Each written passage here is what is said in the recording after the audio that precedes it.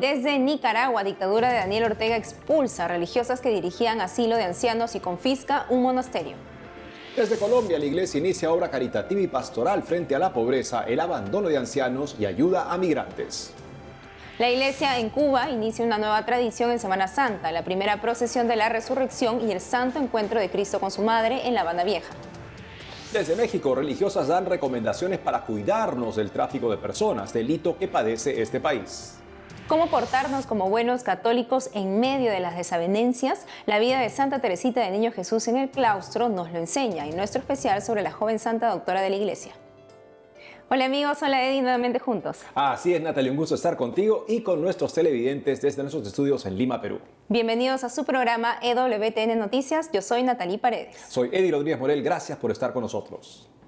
Empezamos las noticias desde Nicaragua contándoles que la dictadura de Daniel Ortega expulsó a religiosas que cuidaban ancianos. Aquí los detalles. Y se encuentran con la otra hermana que está aquí en Costa Rica.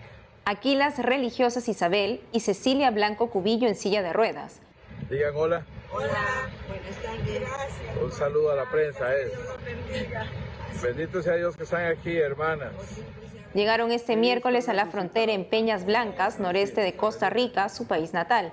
Las religiosas son recibidas por su hermana de sangre, Violeta Blanco Cubillo.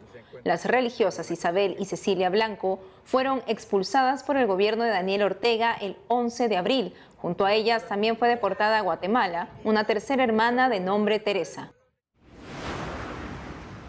Las religiosas son de la congregación de las Hermanas Dominicas de la Anunciata. Estaban a cargo del asilo de ancianos López Carazo en la ciudad de Rivas, al sureste de Nicaragua.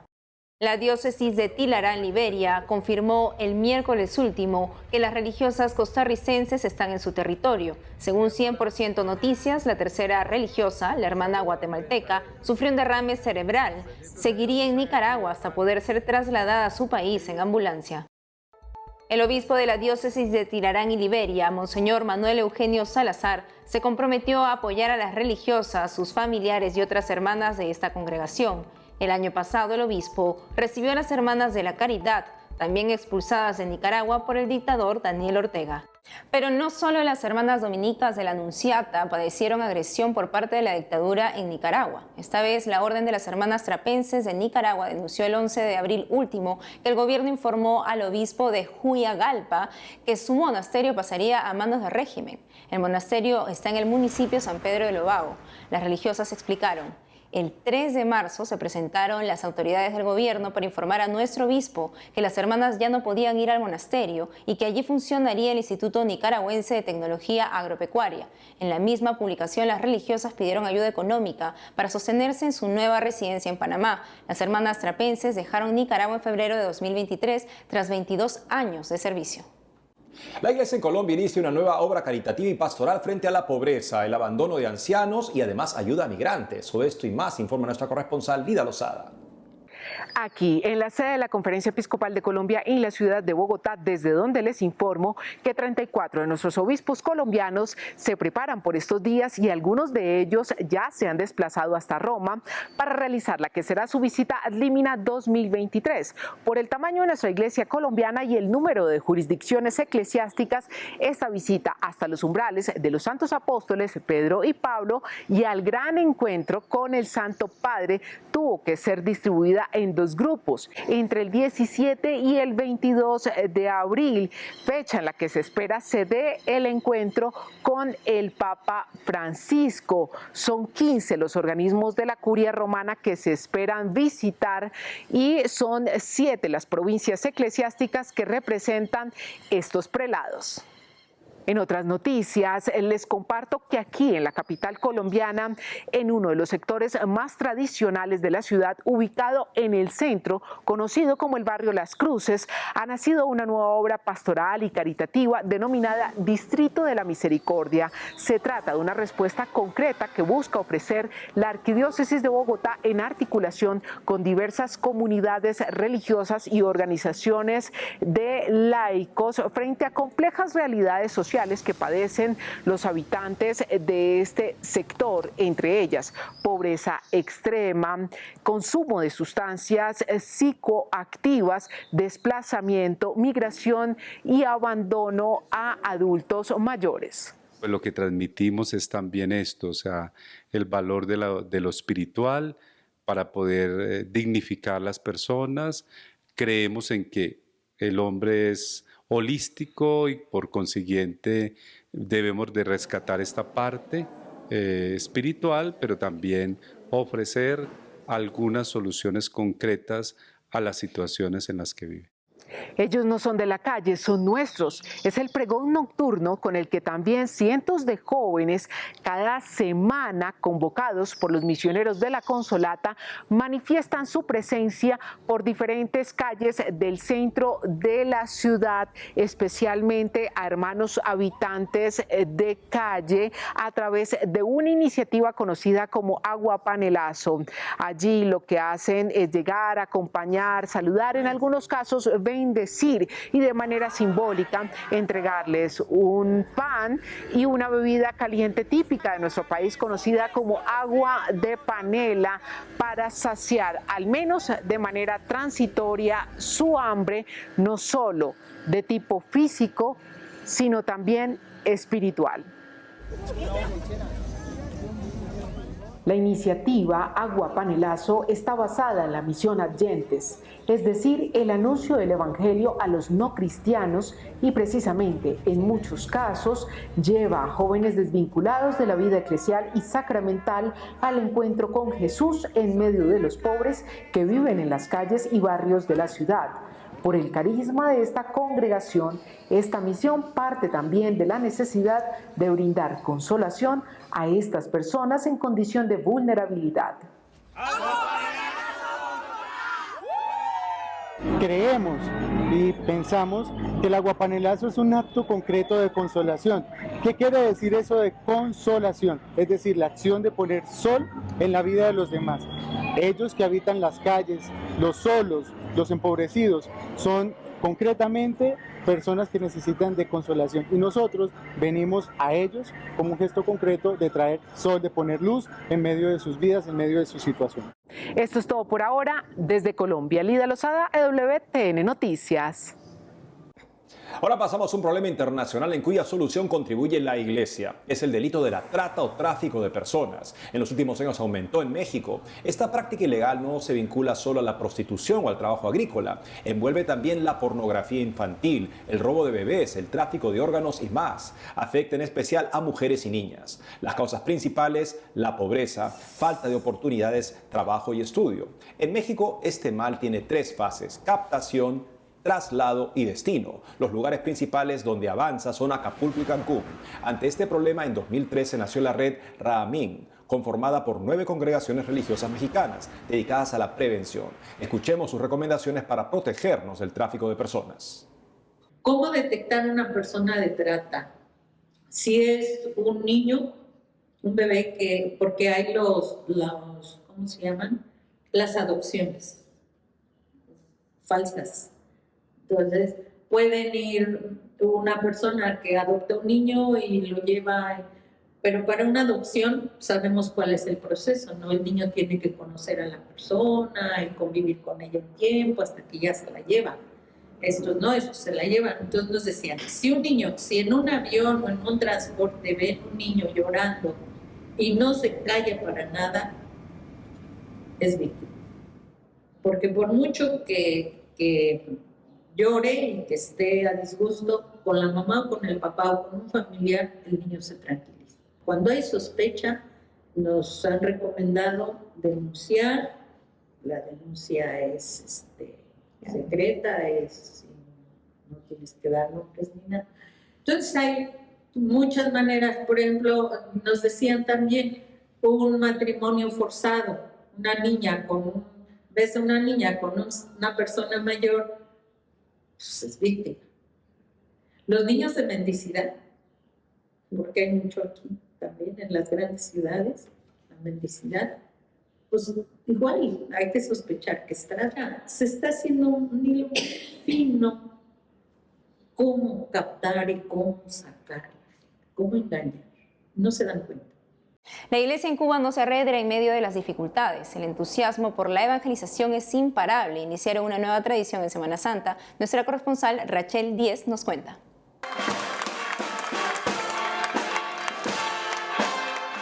Este domingo de resurrección inició una nueva tradición para la iglesia cubana.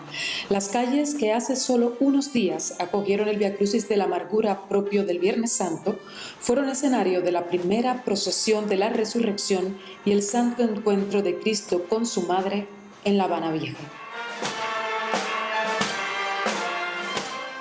Porque parecía como que toda la fuerza y todo el peso lo tenía el Viernes Santo. Ciertamente la piedad del Viernes Santo es una piedad que habla mucho al ser humano, porque es una piedad que habla del sufrimiento, de la tristeza, que habla muchas veces de lo que vivimos en la vida ordinaria. Sin embargo, el mensaje auténticamente cristiano es que el crucificado ha resucitado y que por tanto su vida nueva nos devuelve la esperanza. Por tanto, el caminar cristiano, aunque sea un caminar bajo el peso de la cruz muchas veces, es siempre un caminar en esperanza. Con globos, banda musical y gritos de júbilo, los feligreses llegaron en procesión hasta la Catedral de La Habana para compartir junto a los transeúntes parte de la liturgia del Domingo de Resurrección. Allí se renovaron las promesas bautismales de los nuevos bautizados, se realizó el rito de asperjar agua bendita que acompaña este tiempo de celebración y también se compartió la paz cristiana con quienes se encontraban en la plaza. Hemos querido hacer partícipes a nuestro pueblo, un grupo de sacerdotes, religiosas, junto a nuestro obispo, el cardenal, el obispo auxiliar. Hemos pensado, hemos proyectado, hemos deseado, soñado esta procesión de la resurrección, que queremos que sea también el comienzo de una nueva tradición aquí en La Habana Vieja. Así, la diócesis habanera dio la bienvenida a la primera procesión del Domingo de Pascua de Resurrección. Un signo que en medio de desolación y carencias llevó a todos el mensaje de que Dios está cerca de las peticiones de los cubanos y de su iglesia. En La Habana, Cuba, Rachel Díez, EWTN Noticias. Hacemos una pausa y al volver, ¿cómo portarnos como buenos católicos en medio de las desavenencias? La vida de Santa Teresita del Niño Jesús en el claustro nos lo enseña en nuestro especial sobre la joven santa doctora de la Iglesia. Además, hoy recordamos a San Martín Papa, el último santo padre martirizado. Le contamos más. Ya volvemos con más noticias con Enfoque Católico.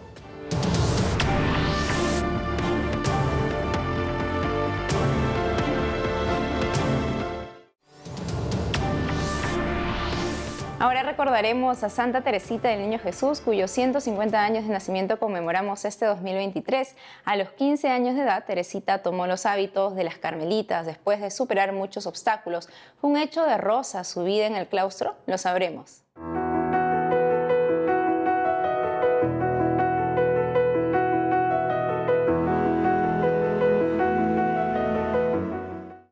Desde España, la Madre María Clara de Cristo Rey de las Carmelitas Samaritanas del Corazón de Jesús nos cuenta cómo llevó su vida Santa Teresita del Niño Jesús en el convento, de donde podremos sacar muchas lecciones. Madre, feliz octava de Pascua, es un gusto tenerla con nosotros en el programa. ¿Cómo vivía Santa Teresita su vida contemplativa en la clausura? Bueno, primero feliz Pascua. Pues a ver, ¿cómo vivía Santa Teresita su vida de clausura? Pues vivía primero exactamente igual que todas las otras monjas, o sea, no tenía ningún privilegio, sino que su vida ordinaria era, y en sus quehaceres era igual que todas, pero hay que decir que ella espiritualmente descubrió un camino novedoso, por lo cual es llamada doctora de la Iglesia por la Iglesia Católica, y ese camino nos lo ha dejado como legado para todos, un camino que es asequible para todos, pero que le ha llevado su vida contemplativa hasta el grado místico. ¿Y qué trabajo realizaba dentro del convento? Bueno, pues realizó muchos. De hecho, cuando ella entró, primero fue como ayudante en el refectorio, donde se come, limpiaba una escalera, luego fue sacristana, estuvo en la lavandería. O sea, realmente quehaceres, oficios tuvo muchos. ¿Por qué? Porque ella iba pasando de uno en otro, porque era una hermana que lograba ayudar a las demás. De hecho, se cuenta que, obviamente, por ejemplo, en el lavadero había una hermana muy difícil, de un temperamento muy complicado, y Santa Teresita fue ahí para ayudarle, ¿no? Para estar con ella, porque era complicada. Y por eso ella también tuvo que pasar por diferentes oficios, y en el convento hizo muchas cosas. Así como nos está comentando que su vida era complicada un poco con sus hermanas, ¿cómo hizo ella para llevar una mejor relación con sus hermanas carmelitas? Bueno, pues esto es interesante porque aquí es donde se nota el grado de santidad que tenía Santa Teresita. Sabéis que Santa Teresita, bueno, fue una hija excelente de San Juan de la Cruz, asimiló muy bien su doctrina, y de Santa Teresa, la Santa Madre. Y Santa Teresa de Jesús en una parte dice que la oración se manifiesta en la virtud. Y probablemente Santa Teresita, pues aunque sus hermanas eran muy distintas todas, logró tener buena convivencia con todas, precisamente porque su grado de santidad le permitía pues superar todo eso. Y de hecho hay anécdotas y puntos concretos que ella cuenta en Historia de un alma, sobre todo en el manuscrito C, donde ella cuenta pues cómo ella descubre que la caridad, el amor por sus hermanas tiene que pasar por encima de todo, pues de las dificultades de temperamento, de los roces que hay en la convivencia humana normal. Y ella, pues ciertamente logró superar todo eso y tener una convivencia con todas bastante buena, ¿no? En el convento sí que, de hecho, ella cuenta que con las hermanas que más le costaba, era con las que más intentaba estar, pues eso, para llevar la virtud al grado máximo. Madre, ¿y de qué manera el caminito espiritual que practicó dentro del convento Santa Teresita hizo que crezca su intimidad con Dios? Pues mira, ¿de qué manera? Yo creo que el caminito espiritual se le convirtió a ella en una forma de vivir. Sabéis que lo más representativo del caminito es la confianza y el abandono, es ese el camino por el que ella nos induce a caminar. Y ella, pues se le vuelve algo tan vital, no tan propio, vivir de esa forma totalmente abandonada en los brazos de Dios, que eso es precisamente lo que la llevó a tener una intimidad con Dios profunda. De hecho, hay un momento en el que ella asegura que su caminito llevará a las almas muy pronto a la santidad, porque es un camino para pequeños, no para almas pobres. Y efectivamente fue así, o sea, la llevó a tener una intimidad con Dios pues grandísima. El alma que vive abandonada en los brazos de Dios es que vive totalmente en Dios. Entonces eso te lleva pues como a estar pobre de todo lo demás y a tenerle solo ahí. Madre María Clara de Cristo Rey, muchas gracias por todo lo que nos ha comentado sobre Santa Teresita y su vida dentro del convento hoy. Gracias, gracias a vosotros.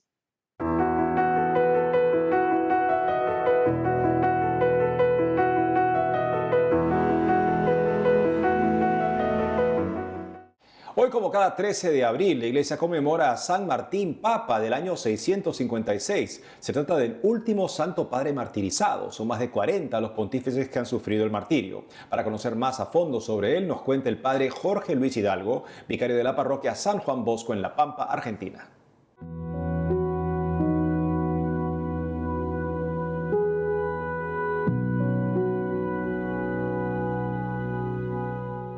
San Martín fue un papa que vivió en el siglo VII, un papa mártir, que tuvo que luchar en contra de una herejía cristológica de la antigüedad llamada monotelismo. La palabra quiere decir monos, en griego quiere decir uno o único, y celos quiere decir voluntad. Es decir, esta herejía afirmaba que en Jesucristo había una única voluntad, y esta divina. Como una especie de corolario, ¿no?, de aquella otra herejía anterior llamado monofisismo, ¿no? Monos, único, fisis, naturaleza. Es decir, que en Jesucristo había una única naturaleza. Bueno, justamente en contra de esta herejía es como el Papa San Martín se pronunció valientemente y también así terminó muriendo mártir. Las iras y los enojos del emperador, ¿no?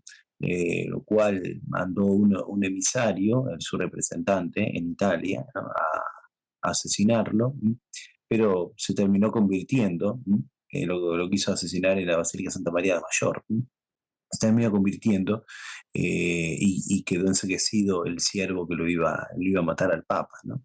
Dado que esta primera iniciativa del emperador de asesinar al sumo pontífice no tuvo efecto, entonces buscó a otro emisario, ¿no? Al final el Papa fue hecho prisionero, tardó más o menos 14 meses en barco, ¿no?, con vejaciones y todo, sin agua ni para lavarse la cara. Por lo tanto, estas herejías antiguas son siempre modernas, y por eso también a nosotros nos sirve defender y crecer y profundizar en la fe para no caer en estas trampas, estos errores que en definitiva son del padre de la mentira. La palabra mártir tiene varios sentidos, ¿no? La palabra mártir en griego quiere decir testigo. Nosotros no sabemos si Dios nos va a pedir el testimonio de la sangre, porque esto es una gracia, y hasta incluso podemos decir es una temeridad buscarlo, pero sí nosotros tenemos que dar el testimonio de la vida, es decir, siempre que nuestra vida refleje la fe que nosotros profesamos. Y además necesitamos el testimonio de la palabra. Predicar a Jesucristo, como dice San Pablo, oportuna e inoportunamente. Es decir, a tiempo y a destiempo, siempre, ¿no? Cuando la verdad es públicamente aceptada y cuando esa verdad es públicamente negada, siempre, en todo momento.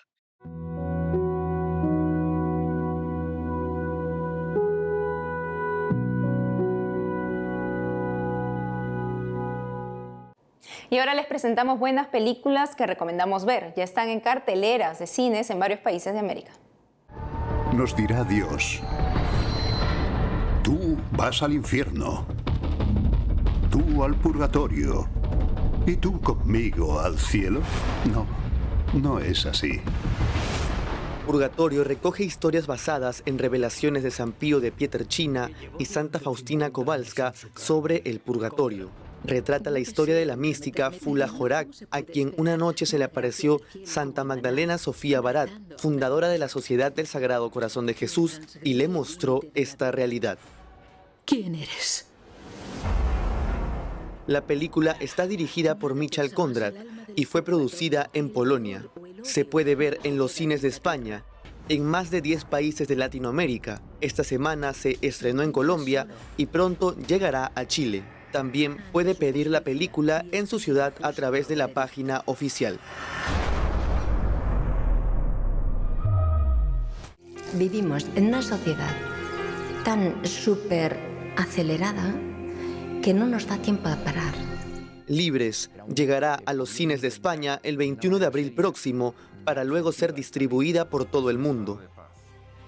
La cinta nos muestra cómo es la vida en 12 monasterios de clausura, con material que por primera vez estará en la pantalla grande. Recoge los testimonios de religiosos que viven en clausura. Muy pocas veces se permite entrar con una cámara a este tipo de monasterios. Es un material inédito. La película está dirigida por Santos Blanco y fue producida por Lucía González Barandiarán en España. Para los permisos, se aliaron con la Fundación Española de Clausura, que busca ayudar a los religiosos que comparten este estilo de vida.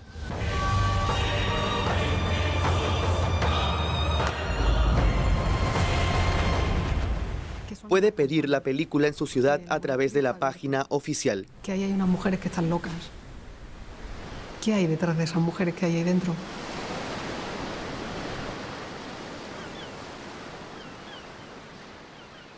Y eso es todo por hoy, amigos. Gracias por habernos acompañado. No dejen de seguirnos en nuestras redes sociales y en wtnnoticias.com. Hasta mañana.